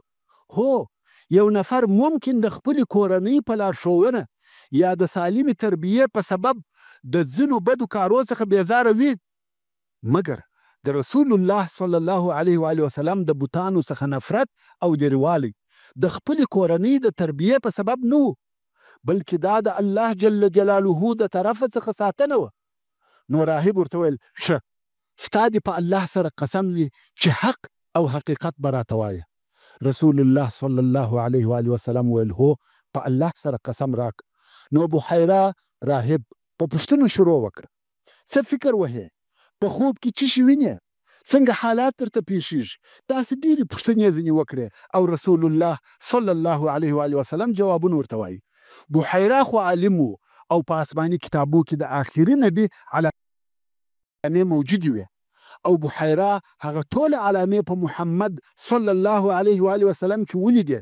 نو یې ورته وویل ته دې شا یا ملا راته لڅه که، پرېږده چې ملا دې ووینم. رسول الله صلی الله علیه و آله وسلم هم خپله ملا لڅه کړه او بحیرا ولیده چې پر ملا یې د نبوت مهر هم سته، هغه مهر چې په ډیرو صحیح احادیثو سره یې موجودیت ثابت دی. علماء کرام د نبوت د مهر داسې تعریف او بیان کوي چې خاتم النبوه د رسول الله صلی الله علیه و آله وسلم د دوو مبارکو اوږو په مابین کې یو تور داغ دی او په هغه داغ کې وریښتان دي لکه د چرګ د سر چارخل او د دغه تور داغ پر شاوخوا نور ډیر تور خالونه هم سته چې دغه علامه د نبوت مهر دی. او بحیرا دغه علامه ولیده او ویې پیژنده. نو یو ابو طالب ته مخ ور واړاوه، ویل دا هلک دې څه دی؟ ابو طالب ویل دا مې زوی دی. بحیرا ویل د ده پلار باید نه وي ژوندی، ځکه بحیرا ته دا معلومه وه چې د آخر الانبیاء علیهم السلام یا علیه السلام د علامو څخه یوه هم دا ده چې یتیم به وي او اوس یې ولیده چې ټوله علامې په دغه هلک کې موجودې دي او دا یوه علامه مخالفه ده، دا نه سره لګېږي. نو ځکه یو ابو طالب ته وویل دی باید پلار ونه لري. ابو طالب ویل هو دی زما وراره دی. بحیرا د ځان سره ویل اوس صحیح سوه.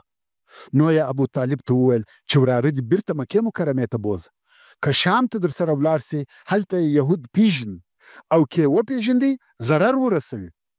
ابو طالب هم پر خپل وراره وبېرېدی.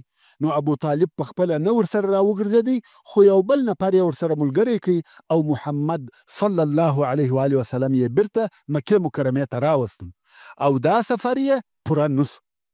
ورونو دغه د بحیرا قصه هم د رسول الله صلی الله علیه و آله وسلم د نبوت د علامو څخه یوه لویه علامه ده. او یوه بله علامه هم دا ده چې ځینې وختونه به و مکې مکرمې ته ځینې خلک راتله چې دغه خلقو ته اهل الفراسه ویل کېده او دې خلقو یو علم حاصل کړی و چې هغه علم ته هم علم الفراسه ویل کېږي چې د دغه علم په واسطه به دغه عالمانو یو چاته وکتل د هغه نفر د مستقبل یا راتلونکي ژوند ځینې حالات به ورته بیانول او ډېر حالات به تر یوې اندازې صحیح او رښتیا راوتل، ځکه دا علم دی چې د هغه تعلیم کېږي او غیب ویل نه دي. حتی امام شافعي رحمه الله هم 15 کاله د دغه علم تعلیم کړی دی. نو دغه اهل الفراسه و دغه علم درلودي او دوی چې به هر ځای ته ولاړه خلقو به خپل کوچنیان ورته راوستل چې د هغو د ژوند راتلونکي حالات ورته ووایي، لکه زموږ په وطن کې فالبینان چې د خلقو فال به کتي که څه هم هغه حقیقت نه لري. نو د دغه اهل الفراسه څخه یو نفر یو وخت و مکې مکرمې ته راغلی او خلقو خپل کوچنیان ورته راوستل چې د ژوند راتلونکي حالات یې ورته ووایي. په دې جمله کې ابو طالب هم خپل وراره محمد صلی الله علیه و آله وسلم ورته راوستی او دا واقعه هم هغه د شام تر سفر وروسته وه. نو محمد علیه السلام یې ورته راوستی او د کوچنیانو په قطار کې یې د ده مخ ته کښېناوه. دغه د علم الفراسه عالم تر اوسه د کوچنیانو په لیدلو او کتلو شروع نه ده کړې، خو محمد صلی الله علیه و آله وسلم ته ډېر په ځیر او دقت سره ګوري او دغه کتل یې هم غیر عادي او غیر طبیعي وه. مخ ته یې ګوري، لوړ ورته ګوري، کښته ورته ګوري، دا کتل یې ډېر شدید او حیرانونکي وه، حتی چې ابو طالب د دغه کتلو څخه وبېرېدی. بیا نو سړی د یوه طرفه څخه د هلکانو په کتلو شروع وکړه، په خپل کار مشغوله سو. په دغه وخت ابو طالب محمد صلی الله علیه و آله وسلم تر لاس ونیوی او د دغه مابین څخه یې ویستی او ګوښه یې کړي. سړی چې د نورو کوچنیانو د لیدلو او کتلو څخه فارغه سو، هر څه چې ګوري محمد صلی الله علیه و آله وسلم نسته. نو ویل څه سو هغه ځوان چې دغه اوس ما مخ ته ناست و؟ چا جواب نور کاوه. نو یې په لوړ اواز نارې کړه څه سو هغه هلک چې زما مخ ته ناست و؟ رایې ولئ. په والله هغه لره شان او شوکت درجه او عظمت سته. ابو طالب خو د مخه لا بیرېدلی و. محمد صلی الله علیه و آله وسلم یې نه راوستی چې دا هم د رسول الله صلی الله علیه و آله وسلم د لوړې درجې او عالي مقام یوه نښانه او علامه وه. او د رسول الله صلی الله علیه و آله وسلم د ځوانۍ په وخت او موده کې تر نبوت او رسالت د مخه الله عز وجل دی علیه الصلاة وسلام د هر شر او هر باطل کار څخه ساتلی و. یوازې دا نه چې د بوتانو د عبادت څخه ساتل سوی و، بلکې د هر هغه عادي او کوچني شیانو څخه چې فقط یوه اخلاقي خدشه به پکښې وه د هغو څخه هم رب عز وجل ساتلی و. هغه شیان چې په اهل مکه کې هیڅ عیب نه بلل کېده او د ژوند عادي کارونه وه، بیا هم الله عز وجل رسول الله صلی الله علیه و آله وسلم د هغه څخه ساتلی و چې د هغې جملې څخه رسول الله صلی الله علیه و آله وسلم هیڅ د فسق او فجور ځای ته نه دی حاضر سوی. د رقص او غنا، موسیقي او عیاشي و مجلس ته هیڅ کله نه دی ورغلی.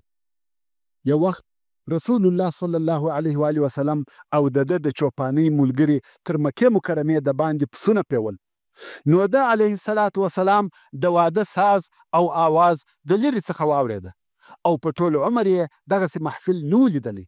نو یوه هغه خپل ملګري ته وویل ما تر اوسه واده نه دی لیدلی، نن شپه ته زما پسونه ګوره او زه به ولاړ سم چې دغه واده ووینم. هغه ویل ښه دی. نو ملګری یې د پسو سره پاته سو او محمد صلی الله علیه و آله وسلم وررهي سو چې واده او د هغه ساز وویني. خو کم وخت چې په دغه مجلس کې کښېنستی فورا خوب پر غالبه سو او بیده سو. رسول الله صلی الله علیه و آله وسلم فرمایي بل شي نه کړم راویښ مګر د لمر حرارت او ګرمۍ. سهار لمر راختلی راویښ سو او ټول خلک تللي وه.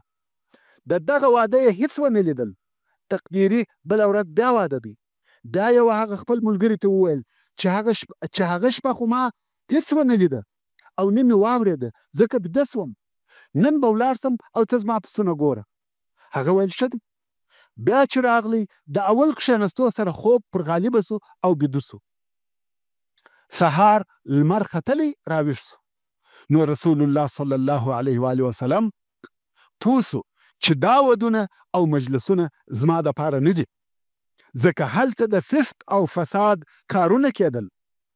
خو ډېر د افسوس ځای دی چې تر نن ورځې پورې په ودو او شادیو کې دغه فسق او فساد دوام لري. فلمونه او عکسونه، ساز او رقص، اسراف او سیالي، لڅ کالي او کفري مودونه دغه حرام کارونه د ودو شرط ګرځېدلي دي. نوی کور او نوی فامیل جوړیږي، خو متاسفانه شروع او تعداو یې په ګناهو او د الله عز وجل په نافرمانیو ایښول کیږي او بیا وایي اولاد مې صالح او زما په خوله نه دی. د ښځې سره مې ژوند تریخ دی، په ژوند کې مې خوشحالي نسته. وروره دا ته چې دغه ژوند دې د ځان دپاره خوښ او اختیار کړي. دا ستا د هغه ګناهو او نافرمانیو نتیجه ده. ته نه وینې کم وخت چې آدم علیه السلام د هغه منع سوي درختې څخه خوړل وکړه څه ورته پیښه سوه؟ د جنت ته وایستل سو، د خپلې زوجې څخه په کلو کلو جلا سو. نن ورځ خلک د واده د نیک او مبارک نامه څخه استفاده کوي، د ناجایزه کارو وسیله یې ګرځوي. هر هغه واده چې په هغه کې حرام کارونه ونسي واده نه بولي. هو په واده کې د انجونو دپاره د دریو ټکول حلال دي. خوشحالي مطلوبه او جایزه ده. زموږ دین د غم او مصیبت دین نه دی، مګر هغه مظاهر او مناظر، هغه کارونه او عملونه چې د فسق او فساد، د اسراف او سیالیو څخه خالي نه دي باید پرېږدو. نو رسول الله صلی الله علیه و آله وسلم د دغسې مجالسو څخه په الهي ساتنه سره وساتل سو او د هغه کارو د جملې څخه چې رسول الله صلی الله علیه و آله وسلم ځینې ساتل سوی دی. یو بل بد عادت و چې د اهل مکې په اصطلاح عادي او معمولی کار و. هغه د عورت لسوالی و. که به یو سړی لڅ پڅ ګرځېدی هم یې پروا نه کوله. او د دغه عادت د رواجېدو دپاره څو سبب وه. یو دا چې په پخوا کې د قریشو د طرفه یو څه امرونه پر خلقو صادر سوي وه چې یو د هغو اوامرو څخه دا و چې پر کعبه شریفه څوک په خپلو کالو کې طواف نسي کولی ځکه په هغو کې یې ګناهونه کړي دي. نو د قریشو یو خاص قسم کالي وه چې خلقو به هغه کالي د قریشو څخه رانیول او بیا به یې طواف کاوه. طبعا په دې کار کې اقتصادي او تجارتي ګټه هم وه چې قریشو به خپل مال خرڅاوه. نو کم خلک چې به د باندې څخه مکې مکرمې ته راغله که به هغه د قریشو کالي نه وه ورسره نو رانیولو ته بیا مجبوره وه. بیا به نو پر کعبه شریفه طواف کاوه او هغه څوک چې پیسې به یې نه درلودې چې کالي رانیسي نو بیا لس طواف کاوه. په دې لسوالي کې نر او ښځو فرق نه درلودی. د ډېر جهالت څخه د حیوانیت درجې ته رسېدلي وه. او د لسوالي دپاره بل سبب دا و چې جزیرة العرب په صورت عموم سره غریبان وه. هر چا پوره کالي نه درلوده.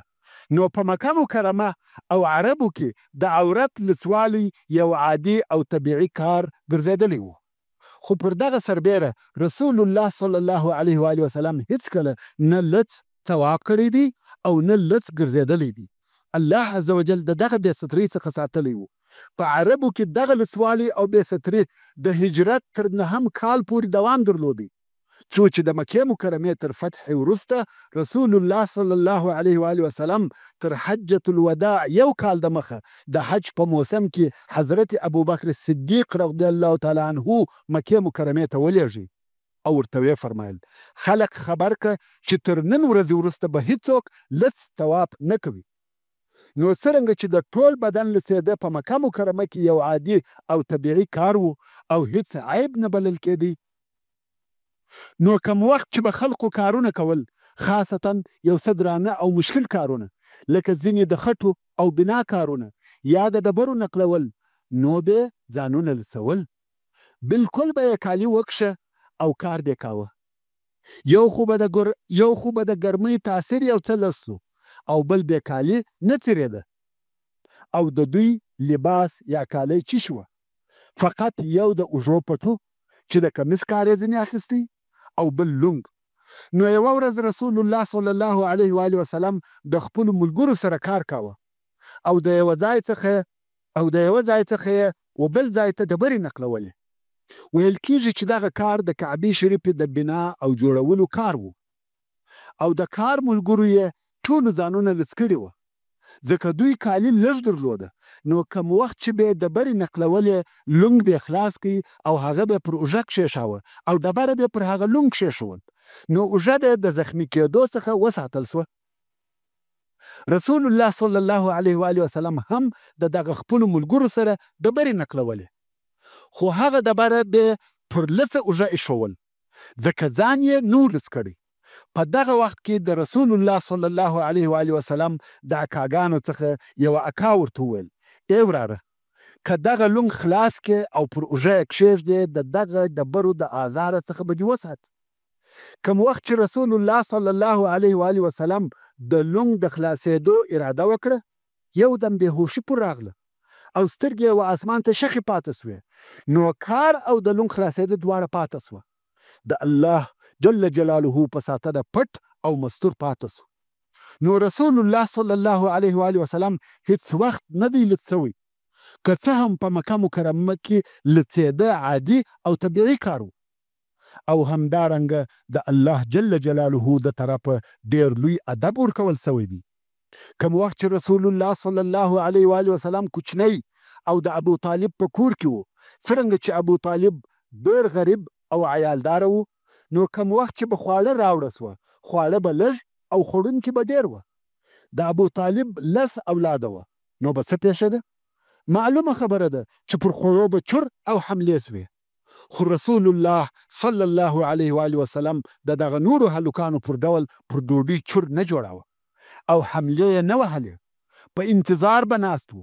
کم وخت چې به د ابو طالب عیال او اولاده د ډوډۍ خوړلو څخه فارغه سوه نو به محمد صلی الله علیه و آله وسلم وکتل که به کم شی پاته و هغه به یې وخوړی او که به نه و پاته دغسې وږی به ګرځېدی او داسې ډېر پیښېده چې څو ورځې په وږي ګرځېدی، ځکه د هغو څخه اصلا شی نه پاته کېدی.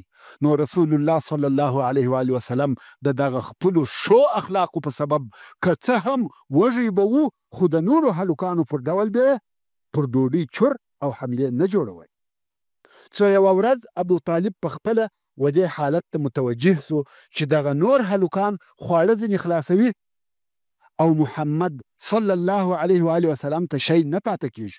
نو یې خپله کورنۍ امر کړه چې محمد صلی الله علیه و آله وسلم ته خواړه جلا ورکوئ، ځکه دی علیه الصلاة وسلام د نورو هلکانو پر قسم پر ډوډۍ تلوار نه کوي او وږي پاته کېږي، چې دا کار د رسول الله صلی الله علیه و آله وسلم د ادبه څخه و او د رسول الله صلی الله علیه و آله وسلم د اخلاقو څخه یو هم صدق او رښتیا ویل وه. په ټول عمر یې هیڅ د درواغو او مخالفه خبر نه ده کړې، که څه هم د کوچنیوالي او وړکتوب په حالت کې و. دا هم هغه ادب دی چې د الله جل جلاله د طرفه ورکول سوی و. کم وخت چې د رسول الله صلی الله علیه و آله وسلم عمر 15 یا په بل روایت 20 کلو ته ورسېدی، د فجار جنگ پیر سو او رسول الله صلی الله علیه و آله وسلم په هغه جنگ کې ګډون او اشتراک وکړي.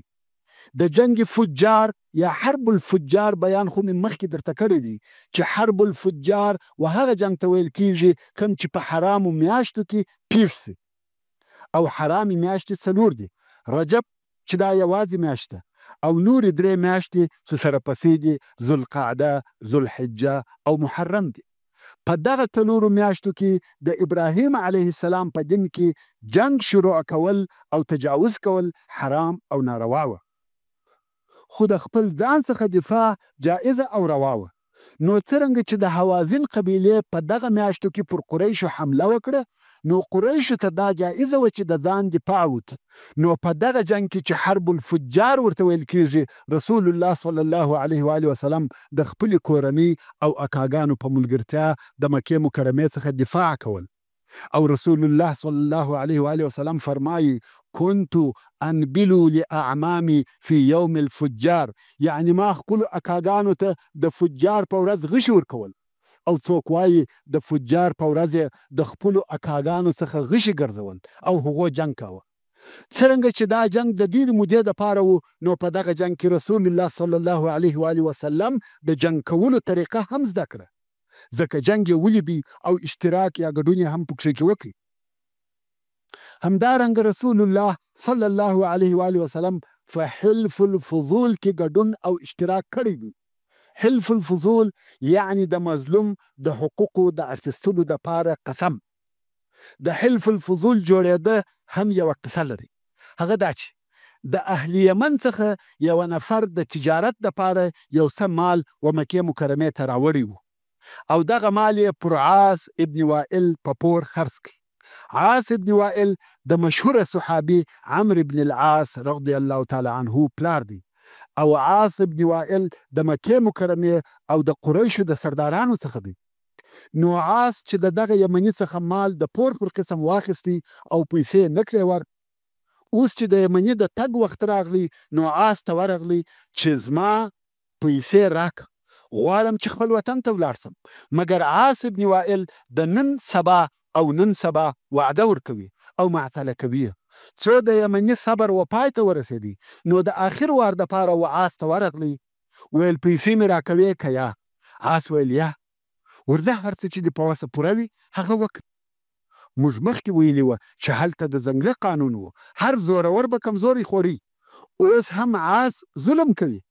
یمنی مسافر او بیچاره دی، نه قوم سته نه قبیله، څوک نه لري چې د کومک وکړي.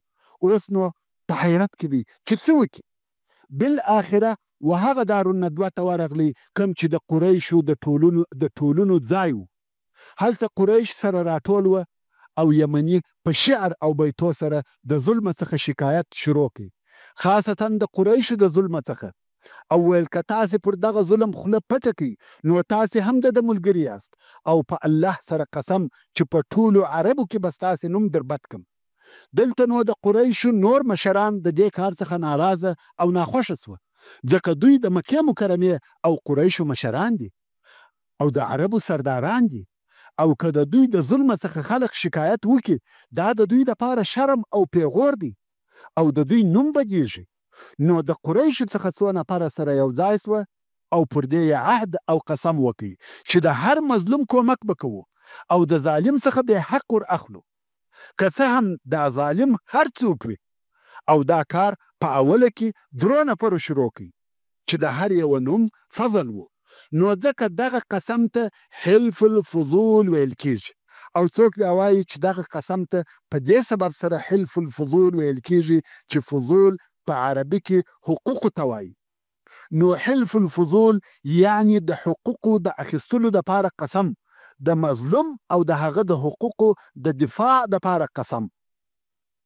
نو دغه 3 نفرو په الله سره قسم یاد کړي هر مظلوم چې په مکه مکرمه کې وي، که د اهل مکې څخه وي یا د بل ځای وي، د هغه دفاع به کوو او د ظالم څخه به یې حق ور اخلو، که څه هم دا دفاع زموږ په وینو او مرګ سره وي. خو د مظلوم حق به د تورې په زور ورته راګرځو. او بیا یې اهل مکه سره یو ځای کړه، ویل څوک زموږ سره په دې قسم کې ملګري کیږي. د مکې مکرمې ډېر خلک د دوی سره په دغه قسم کې ملګري او یو ځای سوه چې د هغو څخه یو هم محمد مصطفی صلی الله علیه و آله وسلم و. البته دا قصه د رسول الله صلی الله علیه و آله وسلم تر بعثت د مخه وه. بیا نو دغه نفر ټول سره یو ځای سوه، تورې او اسلحه یې راواخیسته، د عاص بن وائل و کور ته ورغله او عاص ته وویل چې موږ د مظلوم سره پر کومک قسم کړی وي، نو د دغه سړي حق ورکه، که نه ورکوې وژنو دې. ورونو دا هم مړانه، همت او غیرت و. غواړي چې د مکې مکرمې د سردارانو څخه او د دوی د قومه څخه یو نفر د ظلم د لرې کولو دپاره ووژني. عاص چې دا د دوی عزم او اجتماع ولیده، د دوی اتحاد او اتفاق یې ولیدی، نو یې د دوی خبره قبوله کړه او د هغه یمني حق یې ورکړي. ورونو دلته مې یوه بله قصه را په یاد شوه، هغه دا چې یو چا یو څه پیسې د ابوجهل سره کښېښودې، خو کوم وخت چې راغی چې خپلې پیسې د ابوجهل څخه غواړي، ابوجهل منکره سو، پیسې نه ورکړي. سړی هر څه وکړه، دې خوا ها خوا ته ولاړی، ابوجهل یې پیسې نه ورکړي. نو سړی راغی د کعبې شریفې پر شاوخوا نور قریش سره ناست دي و هغو ته وایي چې زما مال د ابوجهل سره پروت دی او ابوجهل یې نه راکوي. نو په تاسې کې داسې څوک شته چې دا زما مال د هغه څخه راواخلي؟ قریش ورته وویل په موږ کې خو نسته، خو هغه سړی ویني چې هلته عبادت کوي. رسول الله صلی الله علیه و آله وسلم هلته پر لمانځه ولاړو و هغه ته اشاره وکړه، ول تا هغه سړی ویني؟ ورڅه هغه سړی دې حق در اخیستلی سي. په حقیقت کې دا کار قریشو د پسخند دپاره کاوه، مګر هغه مسافر سړی مجبوره سو او مجبوره و. نو راغی رسول الله صلی الله علیه و آله وسلم په لمانځه او عبادت مشغوله دی، کب وخت چې د لمانځه څخه فارغه سو، نو دا سړي ورته وویله زما مال د ابوجهل سره دی او دغه خلقو راته وویله چې بې له تا څخه بل څوک یې نسي ځینې راخیستلی. متوجه اوسئ. رسول علیه الصلاة وسلام نور ورته وویل چې وروره دا زما کار نه دی او زما په وسه نه ده پوره. دا یې هم نور ورته وویل چې دا خلقو په تا پسخند وهلی دی، ولاړ په بل چا پسې وګوره چې هغه د دا قومو د مشرانو څخه وي، هغه دې در واخلي. یا داسې نور ورته وویل. و سړي ته ویل درځه. سړی او رسول الله صلی الله علیه و آله وسلم سره ملګري سوله او راغله. رسول علیه الصلاة وسلام د ابوجهل د کور دروازه ور وټکول. ابوجهل راووتی. څوک ورته ولاړ دی؟ د ابوجهل لوی دشمن رسول الله صلی الله علیه و آله وسلم. و ابوجهل ته وایي د دغه سړي مال ورکړه. هغه ول پر سترګو لاړې کور ته ننوتی، هغه مال یې راواخیستې او سړي ته یې په لاس ورکړ. دی هم زندابه سو. قریشو ابوجهل ته ویل چې دا دې څه وکړه؟ ابوجهل ویل په والله د ده تر شا یو مست اوښ ولاړ و، که ما دا پیسې نه وای ورکړې هغه دا حمله را اچوله، زه یې خوړلم. ما د بیرې څخه دا پیسې ورکړې او دا سړي ته. دا هم یو قصه وه. ورون بیرته به د حلف الفضول و قصې ته راسو. دغه حلف او قسم په جاهلیت او اسلام کې دوام پیدا کړي او باقی پاتې سو. رسول الله صلی الله علیه و آله وسلم په صحیح حدیث کې فرمایي قد دعیت فی الجاهلیة الى حلف لو دعیت الیه فی الاسلام لأجبت.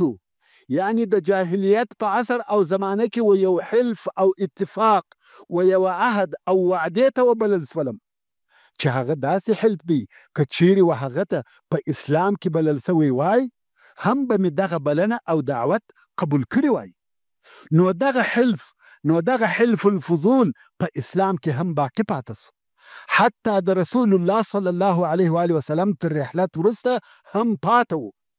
یو وخت بیا په وروسته کې د یزید ابن معاویه د طرفه د مدینې منورې والي چې ولید نومېده د سیدنا حسین ابن علي رضی الله تعالی عنه په حق کې ظلم وکړ او د حسین رضی الله تعالی عنه حق یې نه ورکاوه.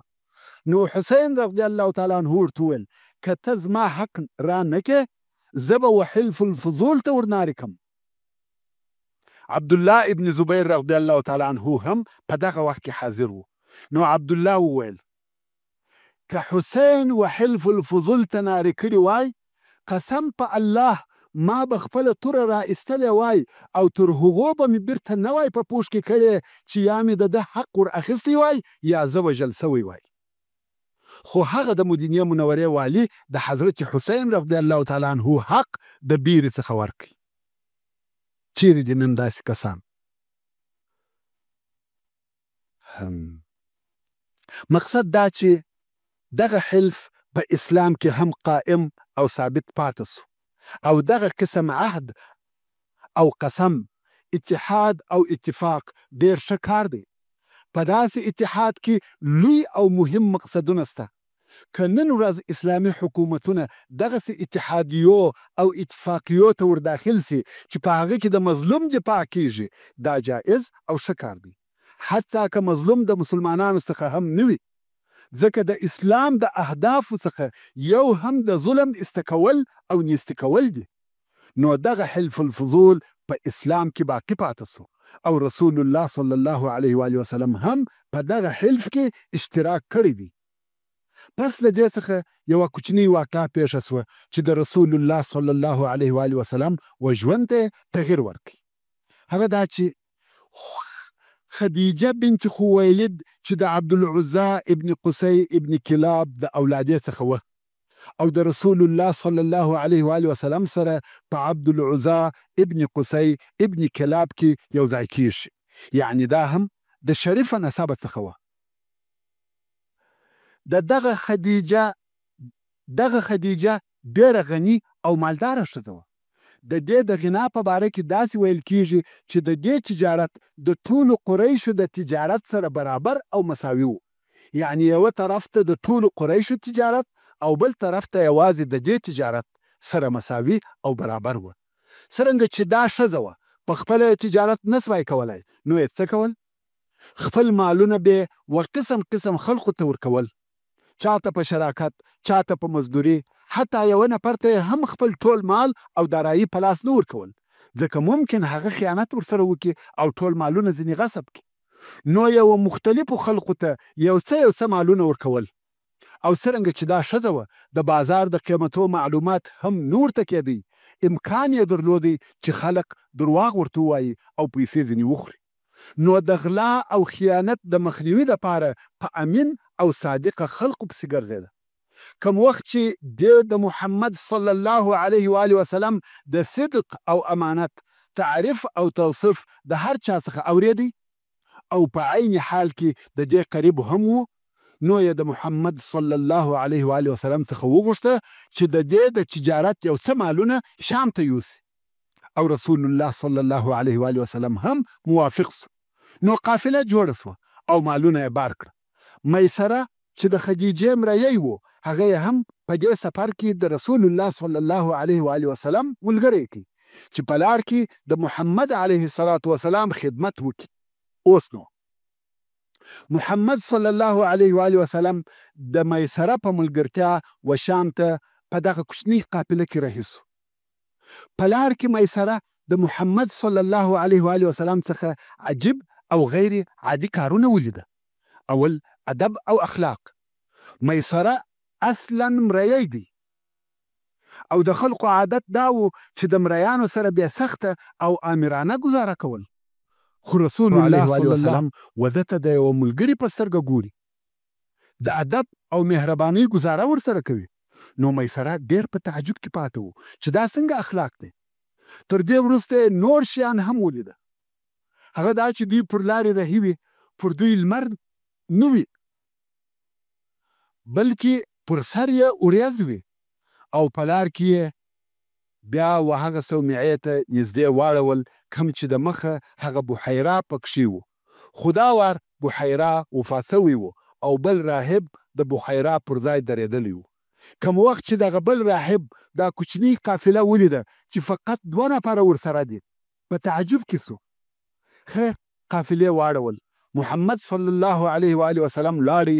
هلته ګوشه د قافلې څخه لرې یوه درخته وه، تر هغې درختې لاندې کښېنستی او راهب ورته ګوري چې د درختې شاخونه راکږېږي او پر رسول الله صلی الله علیه و آله وسلم سایه جوړوي. نو راهب و میسره ته ورغلی او د هغه څخه پوښتنې کوي چې دا نفر څوک دی. میسره ویل دا محمد ابن عبدالله دی. راهب د محمد صلی الله علیه و آله وسلم د نسب پوښتنه وکړه او نورې پوښتنې یې وکړه. میسره جوابونه ورته وایي. آخر میسره ورته ویل سړی ستا څه مقصد دی؟ راهب ویل دغه درخت چې محمد صلی الله علیه و آله وسلم تر لاندې ناست دی او د قافلې څخه هم لرې ده، دغه اوس تر دغه درخته لاندې هیڅوک نه دی ناست بې له نبي. یعنې دغه نفر نبي دی، علامې یې ټوله د نبوت دی. میسره نور هم په تعجب کې سو چې نبي او نبوت څه معنا. خیر دوی شام ته ورسېده او میسره هم هلته نور هم د ده علیه الصلاة وسلام د اخلاقو په باره کې عجب شیان ولیده. د خلقو سره ادب او احترام، په بیع او شرا کې رښتیا ویل او امانت، رحم پر غریبانو، د خلقو سره خوش طبعي، غریبانو ته د ده صلی الله علیه و آله وسلم ورکړه او عطا، او خلقو هم د معاملې خرید او فروش لپاره و ده علیه الصلاة وسلام ته رجوع کول. او بل د قریشو د تجارو دا عادت و چې خپل مالونه به خرڅ کړه نو به را رهي سوه. خو رسول الله صلی الله علیه و آله وسلم داسې ونه کړه. هغه خپل ورسره مالونه چې یې خرڅ کړه په پیسو یې د هغه ځای څخه نور مالونه رانیول او مکې مکرمې ته یې راوړه. یعنې د مکې مکرمې مالونه یې په شام کې په ګټه خرڅ کړه او د شام مالونه چې یې راوړه په مکه مکرمه کې په ګټه خرڅ کړه، چې په دې حساب یې 2 واره ګټه وکړه. نو یې ښه او مناسبه ګټه و خدیجې ته راوړه چې بل چا دونه ګټه نه ورته راوړې. ورونو اوس نو موږ ولیده چې رسول الله صلی الله علیه و آله وسلم د غریبۍ په حالت کې څنګه ژوند کاوه او کم وخت چې بیا غني او تاجر سو څنګه اخلاق او معامله یې وه. د مشرانو او سردارانو سره یې هم ژوند وکړي، په جنگ هم پوه سو ځکه ده علیه الصلاة وسلام په خپله اشتراک پکښې وکړي. او اوس مو بیا ولیده چې په تجارت کې څنګه معامله وه. ټول هغه شیان چې د خلقو په ژوند پورې تعلق لري د هغو ټولو دوره او تجربه پر تېره سوه. کم وخت چې خدیجې رضی الله عنها دا د ده ګټه او پوهې، صداقت او امانت ولیده ډېره خوشحاله سوه. بیا نو خدیجې رضی الله عنها د میسره څخه د محمد صلی الله علیه و آله وسلم د اخلاقو او معاملې پوښتنه وکړه او میسره هم د اوریځې څخه رانیولې. بیا د راهب خبرې او د ده علیه الصلاة وسلام اخلاق، رحم، شفقت، عقل او په کاروبار پوهېدل ټول یو یو ورته بیان کړه. خدیجه رضی الله عنها هم د ده علیه الصلاة وسلام د اخلاقو او صداقت، د کار او امانت څخه ډېره راضي وه. او په دغه وخت کې د محمد صلی الله علیه و آله وسلم عمر 25 کاله و او د خدیجې رضی الله عنها عمر 40 کاله و او کونډه هم وه. خدیجې رضی الله عنها تر دغه وخته 2 واره واده کړی و او 2 واره یې خاوند وفات سوی و. نو څرنګه چې د رسول الله صلی الله علیه و آله وسلم اخلاق او ادب، امانت او صداقت ډېر خوښ سوه، نو یې اراده وکړه چې د ده علیه السلام سره واده وکړي. تر ده محترمو ورونو څرنګه چې فته پای ته ورسېده نو